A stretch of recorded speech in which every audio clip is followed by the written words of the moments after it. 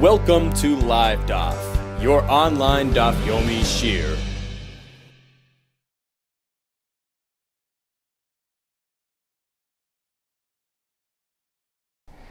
Shalom Aleichem, welcome back to today's Daf Yomi, which is Eruvin Daf Chav Zayin. We're at the Mishnah on the bottom of Chavav Amud Beis, 6 lines from the bottom, beginning with the new parak. Ba'koil ma'arvin mishtatfen. One may use any type of food to establish either an Eruv or a Shituf Mavois, which is another form of Eruv. So you can use anything. Chutz min hamayim u'min hamelach, except for water or salt. Why? Explains Rashi. What is the basis for Eruv, and why indeed are these two things not suitable? Let's take a look at Rashi, right off to the left, beginning with the words, Ba'koil ma'arvin, says Rashi, Eruv v'chatzeros u'tchumen. So the Eruv Chatzeros, we know what that is, collection of the food, placing it in one of the homes within the courtyard, thereby merging together all the residents of this courtyard, making it into just one residence, and this allows them now to carry freely throughout this entire area. The Eruv Tchumen is placing some food outside the city, which becomes this person's Shabbos residence, and allows them to walk from there 2,000 Amma. Continues Rashi, Mishtatfen b'mavi is another form of Eruv. Instead of just the members of the courtyard collecting that food, it's going to be all the members of the various courtyards who access this joint alleyway, this mavi. They collect some food, place it into one of the courtyards, thereby merging together, making a partnership, so to speak, between all the members of the various courtyards, creating one singular usage area and allowing them now to carry freely throughout this entire area. So one can use any type of food for this purpose except chutz min hamayim u'min hamelach, except for water and salt. Why?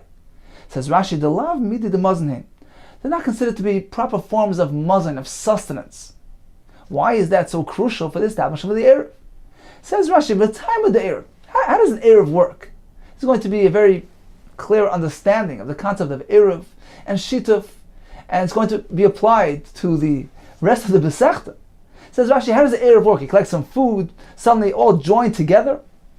The time of the Eruv mishum, the da'atoi v'dirasoi, b'makoy mizay noisavu. The mind, the focus, the attention of a person is directed at the location of his food. That's where his dira is, that's where his residence, that's where his dwelling is. He's focused at his food, which sustains him, which is his source of life. So once all the members of the Chatzar place their food into one of the homes, that becomes their joint residence. So they're all living in this home, because that's where their food is. This results in them all unifying into one rishus. It becomes just one singular usage area. Therefore they can now carry freely throughout this entire courtyard, because there's only one residence here. Same concept applies to Eruv Tchumen. You place some food somewhere outside the city, that becomes your Shabbos residence. As though he's lying there, that becomes his Makom Shvisa, his place of residence. And from that location, he can walk 2,000 amis in every direction. So once we establish that the concept of Eruv is based on the fact that a person's mind, his focus, is directed at the location of his food, Hilkach, Dvar Mazon Beidan. It needs to be some form of significant substance here. It can't be just water and salt, which are not considered to be considerable sources of sustenance. They're not classified as mazon. So these two things are not suitable for Eruv. Continues the Mishnah. So again, Ba'kol ma'avin mishtatfen chutz min hamayim min hamelach. Va'kol nikach bekesef maser. This is another halacha pertaining to water and salt. One can take the money of Maser Sheni. So Maser Sheni is what's separated from the crop in the 3rd and the 6th year of Shemitah. You want to eat that food in Yerushalayim. For instance, if somebody's outside Yerushalayim, Torah allows him to transfer the Kedusha of the Maser Sheni onto money, and eventually take that money up to Yerushalayim and purchase some food with it and eat it in Yerushalayim. So anything can be purchased, any food item can be purchased with that money, chutz min hamayim u'min hamelach, except for water or salt, as the Gemara will give us the reason. Continues the Mishnah with another halacha pertaining to water or salt. Hanoider min hamazon. If one undertook a commitment, he made a neder, a vow to refrain from all forms of mazon, of sustenance, he cannot eat anything except mutar b'melech u'mayim. He can eat salt or water, which are not considered to be mazon.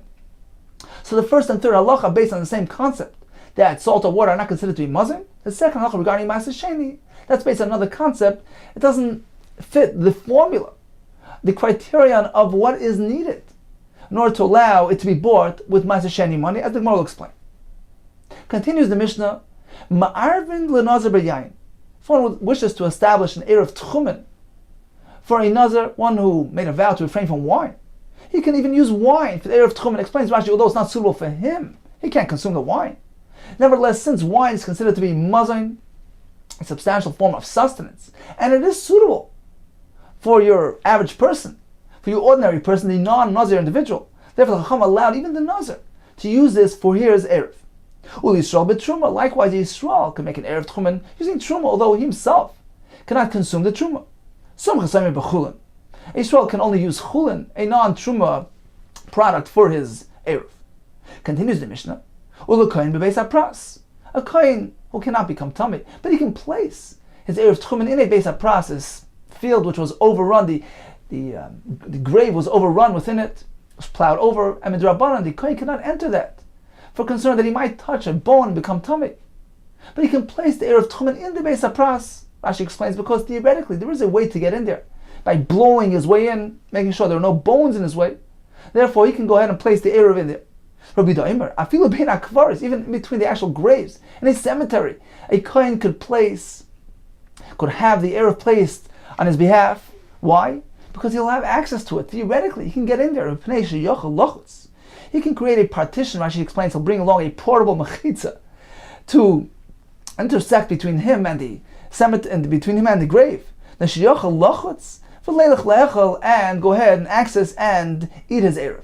Therefore, Rabbi Yehuda maintains he can place it even in Beis HaKvaros. So in summary, we have two parts to the Mishnah. We have a halacha regarding mayim and melach, water and salt. One cannot make an eruv with these two things. One cannot purchase these with Ma'aser Sheni money. That's not included in a neder. If one undertakes a commitment not to eat mazon, mayim and melach are not included. We have the second portion of the Mishnah which tells us even a nazir can use wine to make his eruv. In Yisrael, regarding truma, we have machlokes. A kohen can place his eruv in a beis hapras. Regarding a beis hakvaros, we have a machlokes. Continues the Gemara. On Rabbi Yochanan, ein lemeidim min haklolis. Even when the Tana sets forth a general rule, we can't conclude conclusively from the words of the Tana. Perhaps there are some exceptions to the rule. We know every rule has an exception. So ein lemeidim min haklolis, we cannot derive conclusively from a klal set forth by a Tana. Even when the Tana goes ahead and expresses an exception, he says, well, this is the general rule, and these are the exceptions. We can't even draw a conclusion from that. Perhaps he omitted something from the list of exceptions. Let's take a look at Rashi inside, which is 3 lines from the top. Whenever the Tana sets forth a general rule, we don't say it's precise and exact. Sometimes you have a klal which is imprecise. Perhaps there are some things which are not included in that generalization. Come on, as the Gemara will bring us some examples upcoming. Even when the Tana specifies this is the rule and these are the exceptions, even there we can't be sure that it's end all. Perhaps you can say since he issues that exception, he says this is the rule and this is the exception, perhaps that gives us room to think that he was being accurate and precise. Even so, we cannot conclude from this the Dilma Shire. Perhaps he omitted something from that list. He didn't exclude everything that was meant to be excluded. Let's get back to the Gemara. So you can't learn from the klal. You can't draw a conclusion, absolute conclusion, even from a generalization of a Tana. And even when the Tana specifies, this is the exception, because perhaps he left something out of that list. Says the Gemara, the fact that Rabbi Yochanan begins by saying you can't learn from the klal, and then he says even when there is a chutz which is stated by the Tana, apparently he's not referring to our Mishnah, because our Mishnah has chutz. Mishnah begins by saying you can use anything for the eruv except chutz from water and salt. So Rabbi Yochanan begins and he says you cannot learn from a klal, and then proceeds and says even in a time when it says chutz. So apparently the opening portion of that Rabbi Yochanan statement, you can't learn from the klal, is not referring to our Mishnah, because Because our Mishnah has chutz. Says the Gemara Medika Amar, Afilu b'makav shneim b'chutz. The fact that Rabbi Yechon begins and says, you can't learn from a klal. That's number one. And number two, even when there's a chutz involved. So apparently the first part of Rabbi Yechon's statement, you cannot learn from a general klal, is not referring to our Mishnah. Because our Mishnah is included in the second portion of Rabbi Yechon's statement. Because our Mishnah has chutz. So the first part of Rabbi Yechon's statement, what is it referring to? What do we have an example? Where the Tana sets forth a klal without a chutz. And we're not meant to conclude from there. Apparently, the lav hachakoy, apparently the first portion of Rabbi Yechon's statement is not referring to our Mishnah. So what is the example of Rabbi Yechon's statement? Where do we have a Tana which issues forth a klal without a chutz? And that's what Rabbi Yechon is referring to. You cannot conclude conclusively from a klal mentioned in the Mishnah. Hey chakoy, what is he referring to? Where is it pertaining to? Hasam koy, it's pertaining to a Mishnah in Kedushin. Kol mitzvahs asay shazman grama, any mitzvahs asay, a positive command which is time related. Anoshim chayavin, v'noshim turis. Men are obligated and women are pater. V'shloi azman grama, any mitzvahs asay which is not time dependent. Echad noshim v'echad anoshim chayavin. That's incumbent on both women and men. So this is the Mishnah in Kedushin. Says the Gemara, is that an absolute rule? Uklolahu? To call mitzvahs asay shazman grama, noshim turis, any positive mitzvah which is time dependent. Only men are chayiv and noshim are pater? Is that an absolute rule? We have three examples of mitzvahs which are time related. Eating matzah the first night of Pesach. Simcha, being joyous and happy throughout the Yom Tov. Hakel, that's the mitzvah to gather together Klal Yisrael after the Shemitah year, bring them to the Beis Hamikdash, have the king get up on the platform and read from Sefer Devarim. So these are three examples of mitzvahs. The mitzvahs aseh shazman gramu, they're time-related mitzvahs.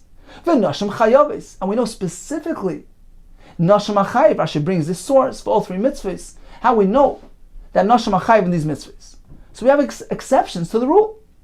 How does the Tana set forth a general rule that mitzvahs that are time-dependent are only applicable to men, not to women? We have three examples of mitzvahs aseh shazman grama, which apply to women equally as men. Says the Gemara, "V'chol mitzvahs aseh shlo yazman grama nashim chayavis." And conversely, regarding a mitzvah say that's not time dependent, women are chayiv in all those mitzvahs. Harei Talmud Torah, Pirya v'Ribya, Pidyon Ben. We have three examples: learning Torah, bringing fruitful, children, and Pidyon Ben, redeeming their firstborn child. These are three examples of mitzvahs that are not time related. The mitzvahs that say shelo yazman grama v'nashim turis. Nevertheless, women are pater from these mitzvahs. So we see there are exceptions to this rule of the Mishnah. Indeed, we cannot conclude from a generalization of a Tana. We can't learn from there. Even when the Tana states the word chutz. So this Mishnah in Kedushin is an example of the first portion of Rabbi Yechanan's statement. This is an example of a Mishnah which gives us a rule. It doesn't speak about chutz. It gives us a general rule, and we have exceptions to that rule. Amar Abaye v'Teimer Rabbi Yirmiyah. Afanana mitanina. So Abaye, some say it was Rabbi Yirmiyah who said that we have another example of a klal where actually the Tana sets forth a general rule with an exception, with a chutz. Nevertheless, it turns out that there is something omitted from that list. The Mishnah in Mesechus Zovin says like this: Oid klal acher amru. There's an additional rule which Chazal set forth: Kol shenisa al gabi azav. Tame, anything which is carried upon the zav, meaning the zav is carrying it, it becomes tame. It's called tumas hesed. It's an indirect association between the zav and that item. He's carrying it. V'chol sha'azav nisa olav tar. Anything which is carrying the zav on it is tar, meaning anything which the zav is sitting on or standing on is tar, except chutz. Min haroi lemishkaf, anything which is suitable for lying on it, for instance, a bed, a mattress. Moishav, anything which is intended for sitting on it, for instance, a chair. Ve'al adam, or a person. These three things, these three categories, something which is roi for mishkav, moishav, and a person, they, by carrying izav on them, become tumah, a very stringent form of tumah. They become an avatum. But something just like a regular kli, if he decides to sit on a pot, that doesn't attain this stringent form of tumah. So we have a rule with some exceptions. Says the Gemara, V'su leka? Is there nothing else that belongs in this list? Meaning, the Tana tells us, anything which carries a zav remains Torah except for these three types of things. Don't we have more to include in this list? V'yika merkav. We have something which the zav rides on, which also belongs in this halacha. It also becomes tamei through the zav. Says in 1 second. Hi merkav heichidami. What type of merkav are we speaking about? If the zav is actually sitting on it, hainu moishav. That's included in moishav. The Tana discusses moishav. Anything which the zav sits on it, which is suitable, which is intended for this usage, becomes tamei. So it's already been included in the Mishnah. Says the Gemara, Anan hachikamina. What we mean is as follows. Ha'ika gaba de ukfa. We're not speaking of the actual saddle. We're speaking of the gaba de ukfa, this handle, this wooden handle of the saddle, which the zav is not actually sitting on, and that also becomes tamei. This very stringent form of tumah. The Tana is learned in the Bryce. Ha'ukaf tamei moishav. The actual saddle, that becomes tamei moishav because the zav is sitting on it. Va'atafas, and the wooden handle of that saddle, tamei merkav. That attains a tumas merkav. It's not something which is actually sitting on it, but since it's part of the riding accessory, that becomes tamei and it's called merkav. So why didn't the Tana include this? This is another example of something which attains this stringent form of tumah. So it's not just mishkav, moishav, and adam; it's also merkav. Elol shmamina. Apparently, we hear from this, ein lemeidim min haklos. One cannot draw an absolute conclusion, even from a rule set forth by a Tana. Va'afilu b'makom shneim b'chutz. Even in an instance where the Tana gives us a list of exceptions, such as in this case, where the Tana says anything the zav sits on doesn't become tamei except for something which is intended for sitting, lying, or a person. The Tana evidently left out another item, which is the merkav. Amar Avina, v'yitem Rav Nachman. Some say it was Rav Nachman afanana mitanina. We'll give you another example of this from our very Mishnah. Ba'koil ma'arvin mishtatven. One can use any type of food for eruv or shituf, chutz v'namayim v'melach, except for water, v'melach, and salt. Now the Tana sets a rule, a klal, and also gives us exceptions to the rule. But he apparently left something out. V'su leka. Is there nothing else that belongs on that list of exceptions? V'yika kmeina pitris. What about these forms of mushrooms, which are not suitable for eruv? Why didn't the Tana include it in the list? Elo shmami. No, apparently, we conclude from here, ein lemeidim min haklos. One cannot derive absolutely from a klal. Va'afilu b'makom shneim b'chutz. Even when the Tana specifies and gives us a list of exceptions, perhaps he has omitted something from that list. Continues the Gemara. Hakol nikach b'kesef maser. Any type of food can be purchased using money from maser sheni, except for water or salt. Rabbi Lezer, Rabbi Yosef Chanina. We have a machlekes between Rabbi Lezer and Rabbi Yosef Chanina regarding the following statement. Chad masnei eruv. One of these two, we're not sure which one, he applied the following statement to the halacha of eruv, v'chad masnei maser, and the other one applied the following statement to the halacha of maser sheni. Explains the Gemara. Chad masnei eruv. One of them applied the following statement to the halacha of eruv. Lo yishanu. The fact that the Mishnah tells us one cannot establish an eruv using salt or water. Lo yishanu, that's only said elamayim fnei atzmai. If he's using water on its own, umelach b'fnei atzmai, salt on its own. That's not considered to be a significant form of sustenance, not regarded and classified as mazon. The ein ma'arvin, they cannot be used for the eruv. Avol be'mayim umelach. But if one mixes together the water with the salt, it makes salt water, which is suitable for a dip for your bread. And ma'arvin, that can be used for the eruv. Rashi explains, since he can dip his bread into it, that's also considered to be mazon because it aids and assists in the eating of the bread, and therefore we regard it as well as, we classify it as mazon. So this is one opinion, that salt water is suitable for eruv. V'chad masnei maser. The other shita, he applied this statement on the halacha of maser sheni as follows: Lo yishanu. This that the Mishnah tells us one cannot purchase with money from maser sheni either salt or water. Elo mayim b'fnei atzmai. It only pertains to water on its own. Umelach b'fnei atzmai, or salt independently. De'ei nikchen. They cannot be purchased with money from maser sheni. Aval mayim umelach. But if you mix together the water and the salt, it's salt water. That is suitable to be purchased. Nikchen b'kesef maser. You can buy it with maser sheni money. Says the Gemara, Man de masni amaser. The opinion, the shita that applied this concept to Maaser Sheni and allowed salt water to be purchased from Maaser Sheni money, he considers this to be a serious, a substantial form of mazon, of sustenance. Koshkina Erev, certainly when it pertains to Erev, that is suitable for the establishment of the Erev. Uman de masni Erev. However, the shita that applied this concept strictly to Erev, it's strictly Erev. Aval Maaser, but pertaining to Maaser Sheni, it's not suitable to be purchased Maaser Sheni money, even if you mix together salt and the water. My time of why? Peira be'inon. For Maaser Sheni, we require something to be considered a fruit, a pri, meaning a produce from another produce. As the Gemara will explain to us later, it needs to be produced, an offspring, from something which in itself is an offspring of something else, as opposed to salt or water, which don't fit that criteria. Therefore, this opinion only applied this halacha to Erev. Salt water is considered to be enough of a form of sustenance for Erev. But when it comes to Maaser Sheni, you need to fit, you need to conform to different types of criteria. And salt water does not fit that criteria. Continues the Gemara, Ki Asar Rabbi Yitzchak. When Rabbi Yitzchak came, Masni Amaser. He applied this statement, that salt water is suitable, he applied it to Maaser Sheni, allowing this form of food, this salt water, to be purchased from money of Maaser Sheni. Meisvei, the Gemara is the Kashmar Brisa on Rabbi Yitzchak, who allowed Maaser Sheni money to be applied to salt water. The Brisa says, Heyed Rabbi ben Gadish of Rabbi Lezer.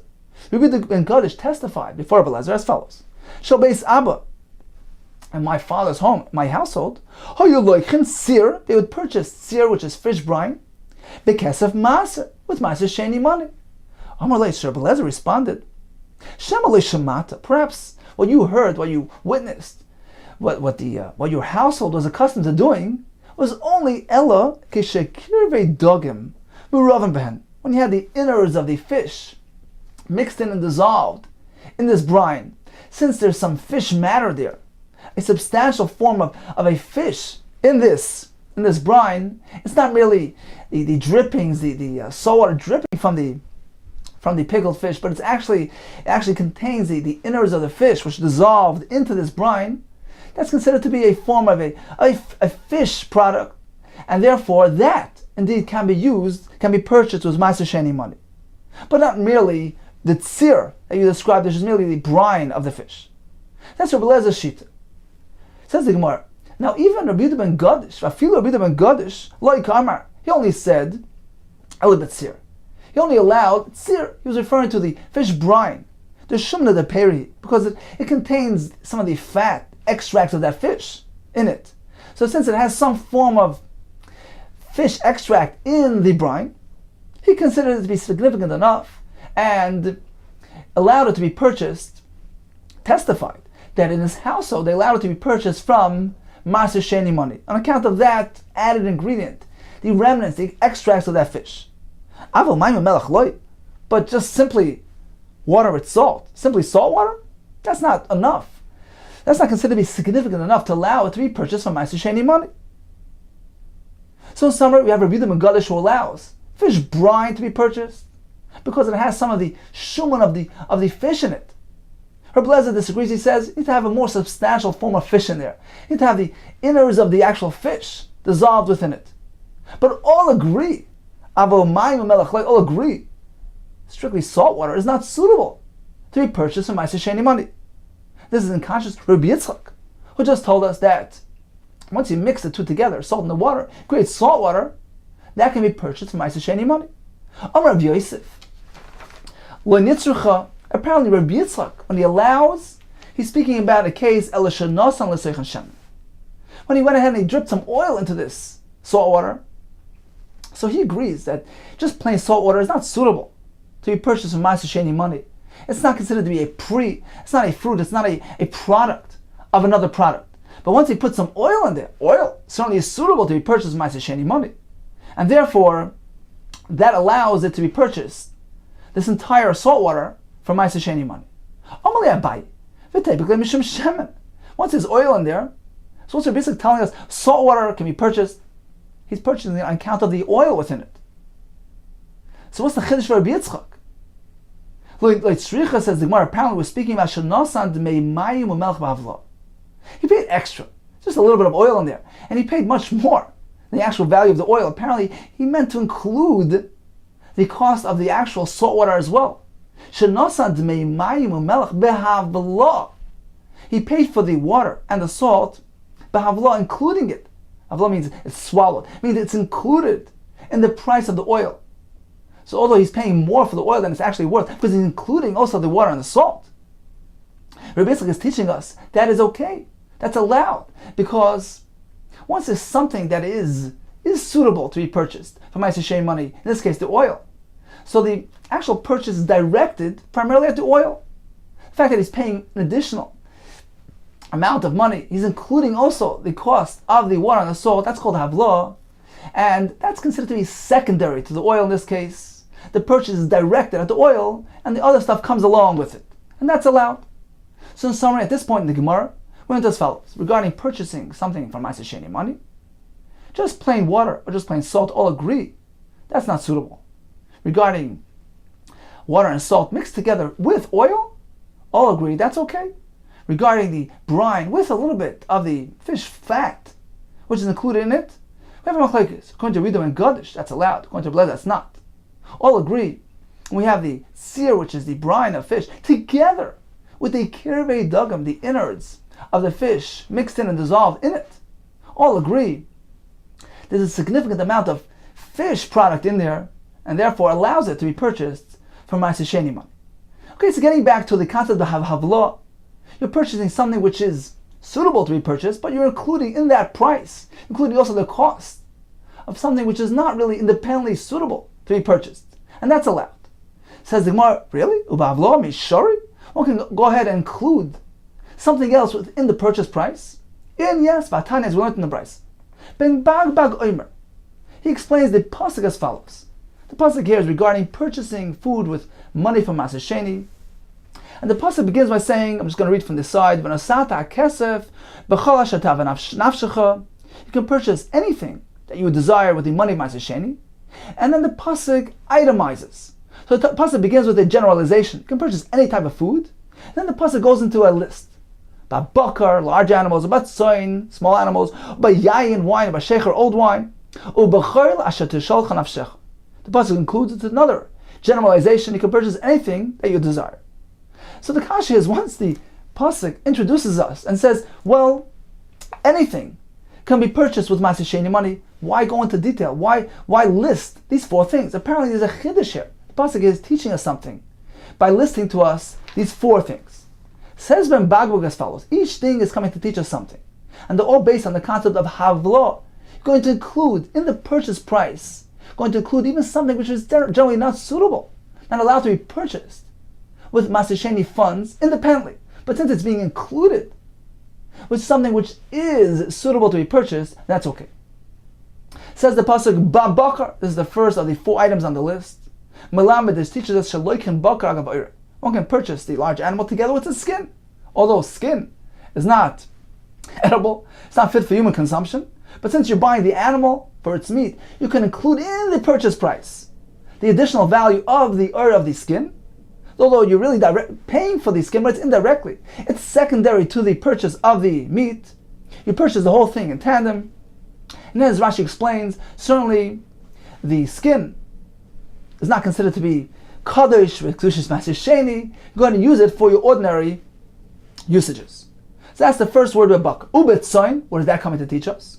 You can purchase the small animal, for instance the sheep, together with its wool. Ube yayin, that teaches us one can purchase wine together with its container.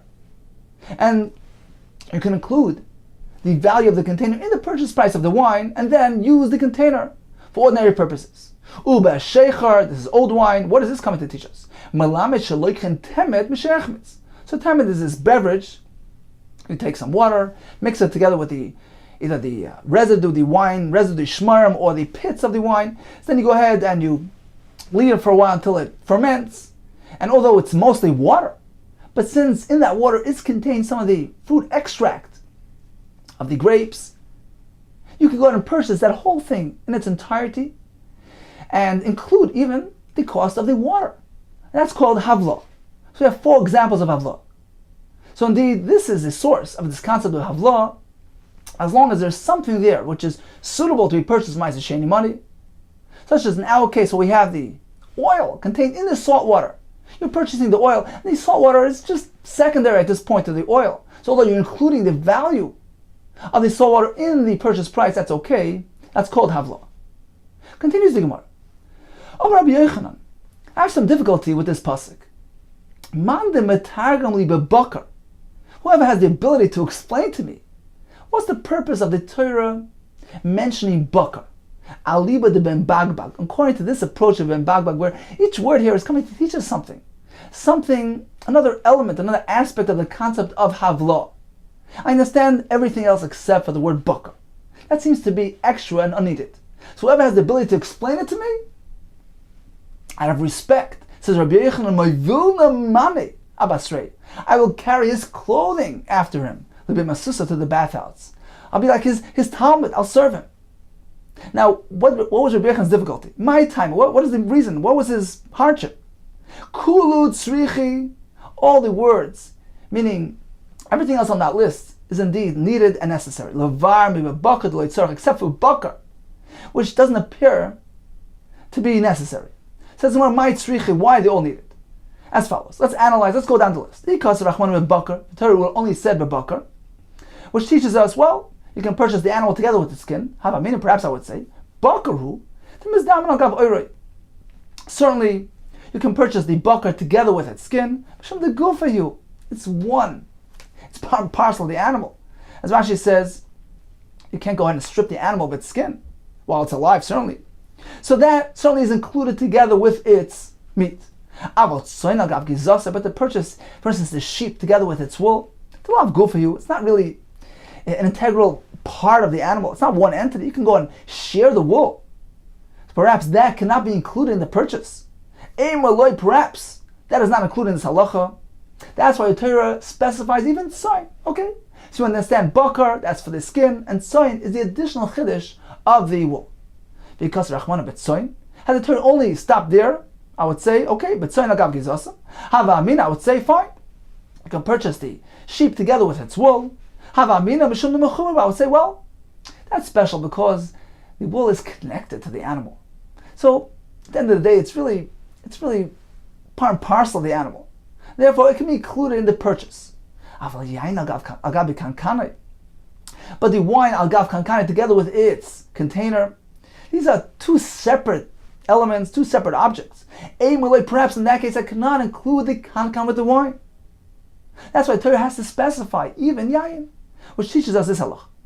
Now, if the Torah would stop there, because Rachmana b'yayin, havamina, perhaps I would say, mishum dahayin tiruse. There, the container is included in the purchase of the wine because the container actually safeguards the wine, keeps it fresh, etc. Therefore, it goes together with the wine. But this beverage, even though it fermented, since it's mostly water, the kiyur ba'almahu, it has just a very light flavor, a very weak flavor of the fruit in it. Perhaps that's not significant enough to allow purchasing this entire beverage, including the water and the purchase price of this very weak flavoring. Perhaps there I can't apply this concept.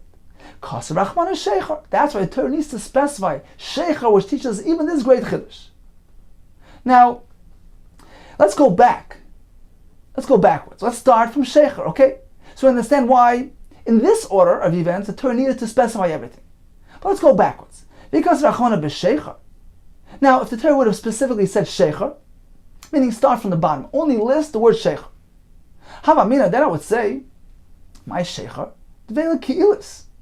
Sheikhar is not coming to teach us that one can go ahead and mix together the flavoring with the water, teaching us that one can purchase this type of beverage. Perhaps the word sheikhar is coming to teach us that one can purchase a fig, dveila ki'ilis, from this location, which has it connected to sheikhar because it had the ability to, it had a similar effect to wine. It caused dizziness, etc. Had a slight intoxication effect like wine. So perhaps only that can be purchased with Maaseh Sheni money. The Peru, because it's a fruit, it's a product, it's a fruit from a fruit, as we're going to see in the Gemara soon. It conforms to the guidelines, the criteria of what may be purchased from Maaseh Sheni money. Torah is teaching us even this type of fruit, perhaps I would think due to its poor quality, because it has this adverse effect on the person, it's not suitable. Torah teaches us no, even this can be purchased. But a concoction of mostly water with some flavor, that not. But for instance, to do havla, to include something which is not suitable within the price of something which is suitable, that whole concept doesn't exist. For instance, yain al gav kankana, to purchase wine together with its container, perhaps that's not acceptable. That's why Torah has to go and say yain. So we're going backwards up the list. Let's start from shecher. That itself would not be sufficient to teach us any halacha of avla. That's why Torah needs to go teach us yain, which teaches us why. Why can we purchase the wine together with a container? Apparently, havla is mutter. Because of Rachmana yain agav kankane. Now if the Torah would only say shecher and yain, so certainly I would know havla is mutter. Why then does the Torah say yain? Apparently the Torah is teaching us something. You can include even something which is not suitable, like the container within the price of the wine. Yain agav kankane. But I would say that's unique, the hainu tiruse, because the container there provides security, it washes, safeguards the wine. Therefore, it goes together with the wine purchase. But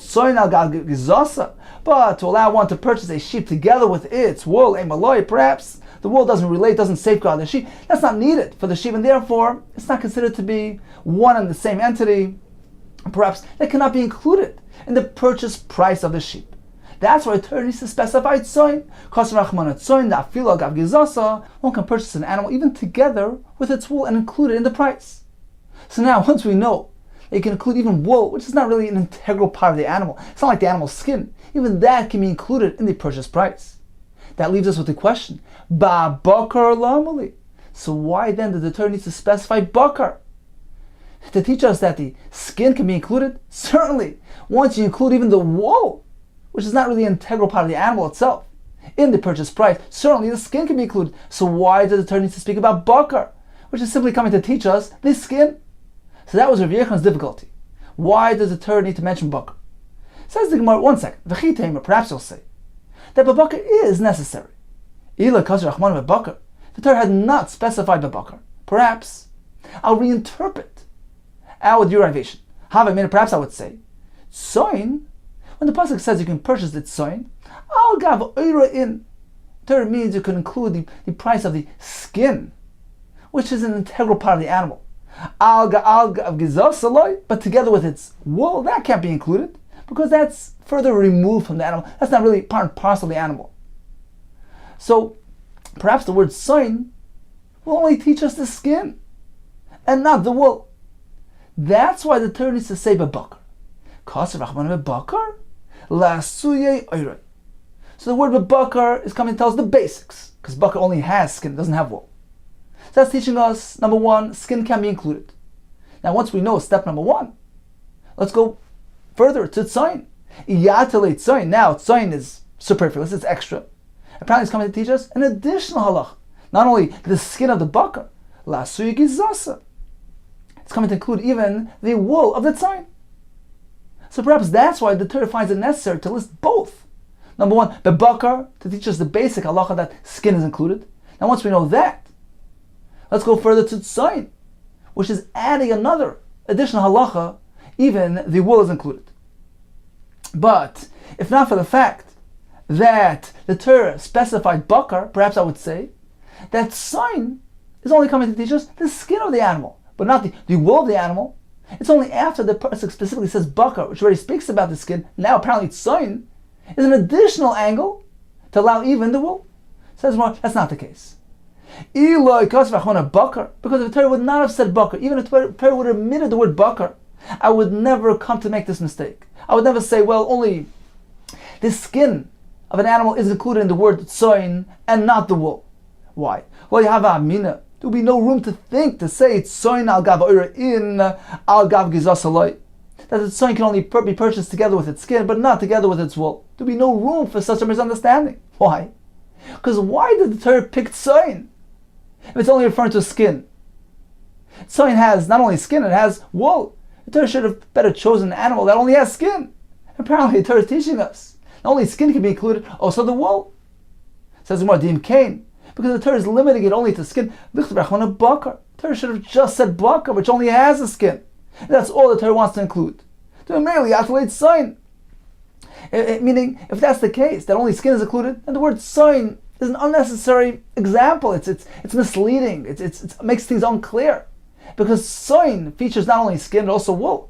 If all you're allowing is skin, then why mention sign at all? You should have said bakar, which only has skin. Apparently, since the Torah did choose to use the word sign, which has the wool, which has the wool, and this indicates to us you can purchase it sign even together with its wool, which is not as integrally part of the animal like its skin. Now we have difficulty with bakar, which seems to be superfluous and unnecessary. But bakar lamali, why does the Torah mention bakar? Certainly, if you can purchase the tzayin together with its wool, which is not part and parcel of the animal like its skin, even the wool can be included. Is there a need to speak about the skin of the bakar? So once the Torah specifies tzayin, which apparently is referring to the wool of the animal as well, so if that can be included, certainly the skin can be included. So why even discuss bakar, which is only an animal that has skin? Now we understand Rabbi Yochanan's difficulty. That is the meaning of Rabbi Yochanan's statement, Man de matargamli, but bakar, one who will come forth and interpret for me. The reason why the pasuk says babakar aliba ben bagbag, according to this approach of ben bagbag, that each word here has meaning. It's teaching us something regarding this concept of havlah. Whoever explains this to me, I will carry his clothing after him to the base hamercha, to the bathhouse. So in summary, we learned about the concept of havlah. One purchases a food item which is suitable to be purchased from Ma'aser Sheni money, but it can include in the purchase price even something which is generally unsuitable. We have 4 examples in the pasuk. Each one is coming to teach us a different angle, a chiddush regarding this concept. But bakar will teach us the animal together with its skin, but tzayin together with its wool, but yain together with its container, and b'sheichar, it can purchase that watery beverage, even though it only has a small percentage of fruit extract. You can purchase that fruit extract and include in the price the water as well.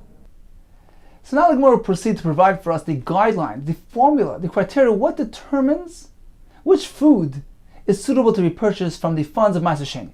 Now earlier we had a discussion regarding the tzir, which is the fish brine. According to one shita, Rabbi Yehuda ben Gadish, that is fit to be purchased from Ma'aser Sheni money due to the fact that it contains even just a small element of fish extract, the shumna, the pera, the fattiness of the fish, that is sufficient to regard this entire thing like a fish product. Whereas Rabbi Lezer disagrees. He holds we need a more substantial amount of fish product in this. We need to have the kirvei dogim, the innards of the fish, mixed in and dissolved in this brine. But both shitas hold that, generally speaking, fish can be purchased with funds of Ma'aser Sheni. Whereas there are other Tanaim, which will be cited in the upcoming Gemara, who disagree. They hold that fish are not on the approved list.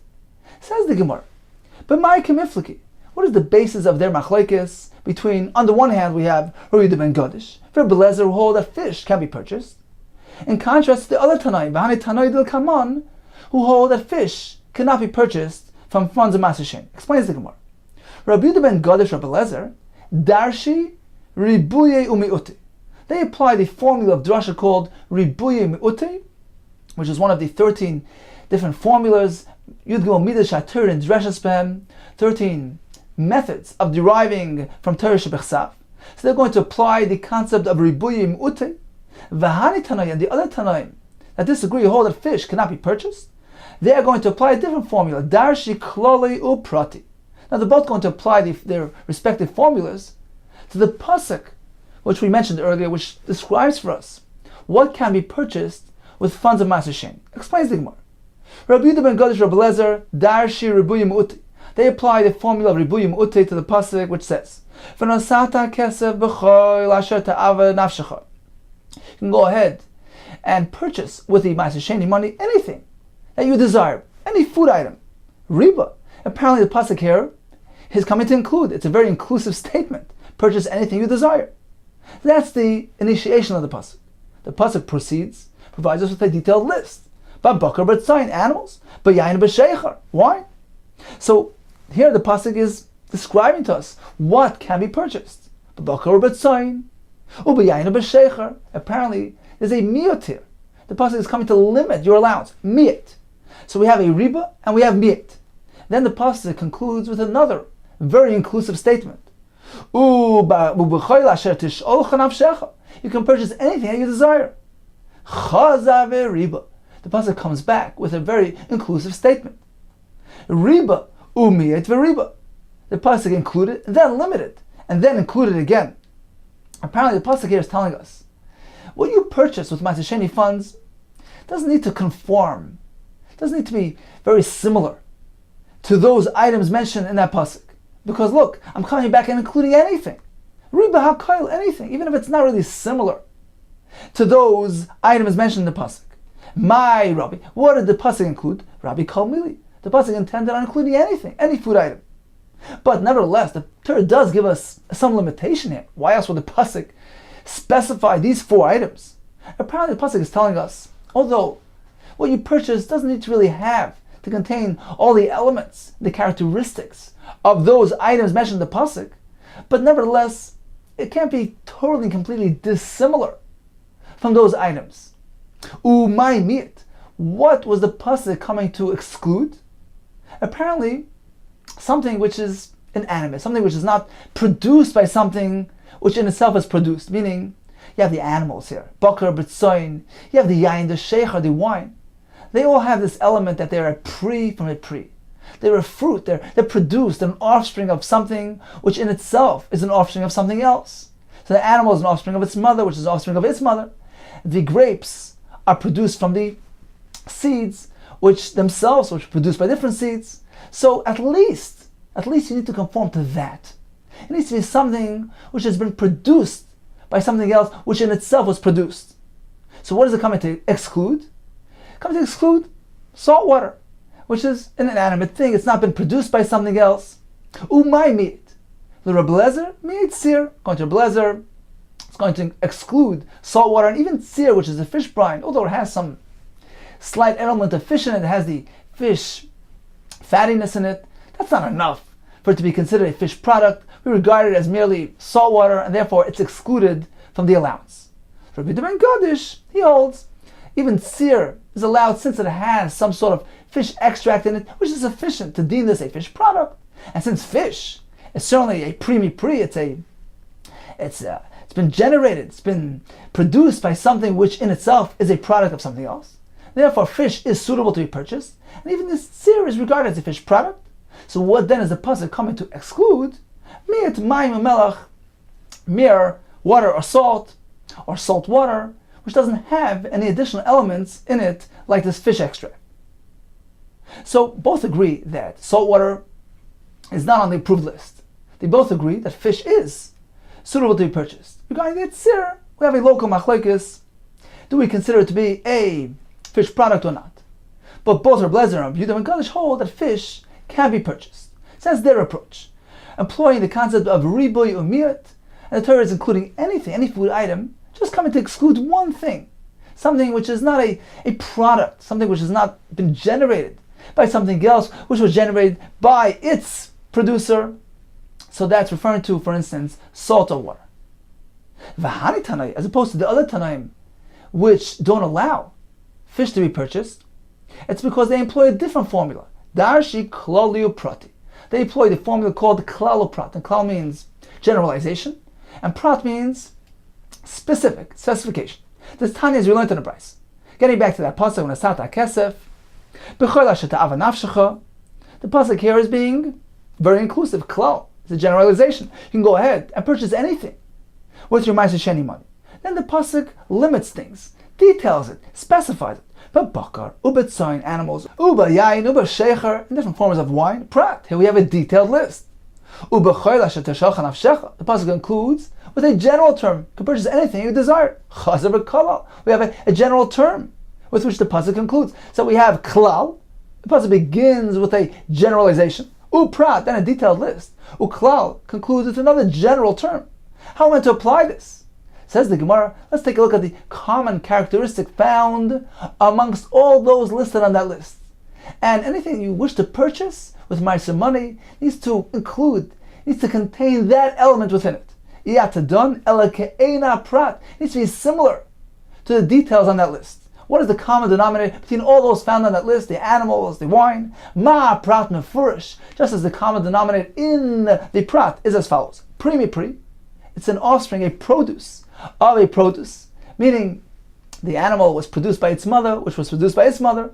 The grapes, which were grown from pits, which were produced by other grapes. So they're pri mi pri, that's number one. Number two, ugdule karka, they're sustained by the ground. They get their nourishment from the karka. So we have two elements there. Afko, likewise, anything that you'd like to purchase needs to contain both these elements. Pri mi pri, an offspring from an offspring, ugdule karka, and nourished from the ground. Tani idach, we have another brayso which offers a slightly different formula. Ma prat nefurish, just as the common denominator amongst all those specified in the pasuk is vlades haaretz. They were an offspring of something which was created from the earth, animals which created from the earth during the days of creation, plants, afkol, likewise, anything you'd like to purchase needs to have that criteria. Vlades haaretz, an offspring of something which was created from the earth. So in summary, putting both braysos together, we seem to have three characteristics which are vital to allow something to be purchased from Ma'aser Sheni money. It needs to be an offspring of an offspring, something sustained from the ground, and something which was initially created from the earth. As the Gemara concludes, this apparently is coming to exclude fish, which are not sustained by the earth, and were not created initially during the days of creation of the earth, rather created from water. So in summary, Rabbi Yehuda ben Gadish and Rabbi Lezer applied the formula called ribui miyut ribui. The pasuk initially begins with a all-inclusive statement. Anything can be purchased. Then gives us a list, bakar tzoyin, yain v'shecher, which is limiting it. Apparently, only something which is similar to these may be purchased. And then the pasuk concludes with another ribui. Apparently, the pasuk is telling us it doesn't really need to be so similar to those four items. Only something which is absolutely dissimilar to those items must be left out of the list. What is that? Water, salt, because they're not a produce from a produce. They're not a pri mi pri. Therefore, Rabbi Yehuda says the pasuk is being a mait, mayim, melach, or even if you mix them together. But brine, sear, that's okay since it contains some sort of fish element in it. It's considered to be a fish product, and a fish is certainly considered to be pri mi pri. That's a product from a product, and therefore is included in the approved list. Whereas Rabbi Lezer maintains that even sear, even this fish brine is not included because the fish element there is so insignificant. We regard this simply as just plain salt water, and therefore is excluded from the pasuk. Whereas the other Tanaim employ a different formula called klal prat klal. Torah begins with a general term, anything can be purchased. Then gives us detail, specifies only these items, bakar tzayin yain v'shecher. Then concludes with another general term.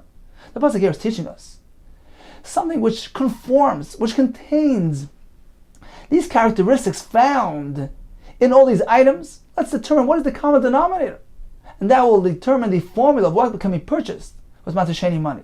So we have three characteristics: pri mi pri, gedule karka, and vlades haaretz. That's going to exclude fish, which are not sustained by the ground and not initially created from the earth. Okay, time for a brief review of today's daf. We began with the Mishnah that told us that mayim and melach, water and salt, are not suitable for erev. They're not considered to be sustenance, mazon. If a person makes a neder from mazon, he's mutter in mayim and melach. A person cannot purchase mayim and melach with Ma'aser Sheni funds because they're not pri mi pri, they're not a produce from another produce, and therefore, as we just learned in the Gemara, they're excluded from the pasuk. The Mishnah concluded that a person can make an erev with wine, even for a nazar, because it's suitable for other people. Regarding using truma for Yisrael, we have a machlekes. A kohen can place his erev even in the Beis HaPras, because theoretically he has access there. Regarding in the Beis HaKfaros, we have a machlekes.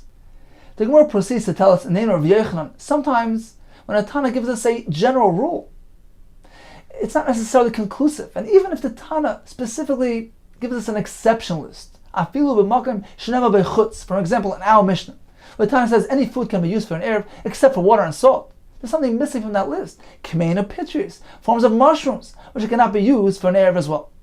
The Gemara proceeded to tell us what can be purchased with funds of Ma'aser Sheni. You can't use it to purchase water or salt. But you can't purchase salt water which has oil within it. So although you're including in the price of the oil the value of the salt water, that's okay. That's called havla, which is derived from the pasuk of Bakar b'tzayin b'yayin b'sheichar.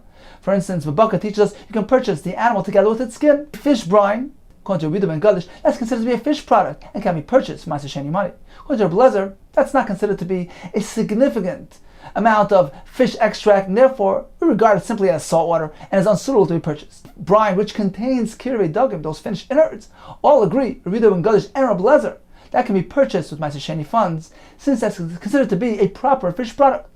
Now regarding the general question, can one purchase fish with Ma'aser Sheni funds? According to the above mentioned Tanaim, the answer is yes. According to other Tanaim, the answer is no. And it's based on their respective approaches and how to apply the drasha to the pasuk.